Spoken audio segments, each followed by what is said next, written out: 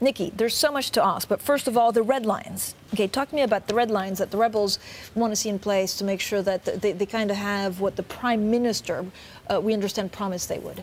Well, to put it at its simplest, really, Parliament wants to be able to have a say, a meaningful say, on any circumstance that happens at the end of the Brexit negotiations. So, obviously, to approve a deal that is struck, but if there is no deal, or the Prime Minister decides that actually a deal can't be struck, Parliament wants to be able to have a say and potentially say to the Prime Minister, you know, are you sure about this? Is there a possibility of going back to the negotiating table?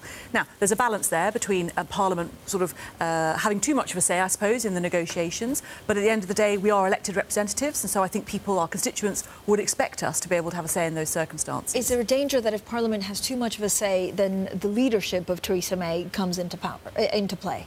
Well, look, I think there are some people in my party who are unhappy at the thought, because I think they suspect this is a way of stopping Brexit from happening. They see this as a kind of a no Brexit option, which is absolutely not the case. I mean, I think that argument happened 2 years ago. The result has been decided. We are going to leave the European Union. The question has always been now, how do we do that? And as I say, a lot of people voted to take back control. Well, control is going to come back to our sovereign parliament. As elected representatives, I think it's right that we do have a say. And that's what we'll be discussing.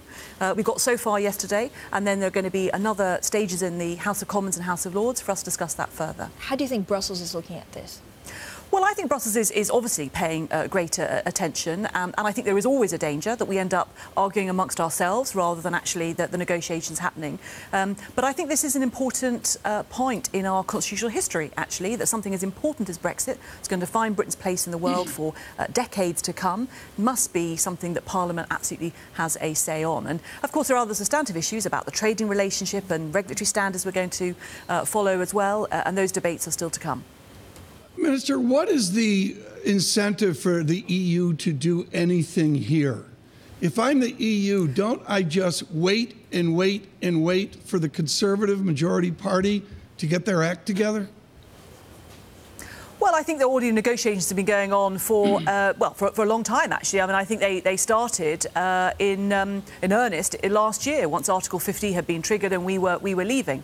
But I think the EU absolutely want there to be a deal. It's important to them. The UK is an important part of the European the continent, and obviously here in London we have a very significant financial centre. So EU companies want access to the capital markets and expertise that we offer here. So no, they're not just sitting back and waiting. There's lots of discussions.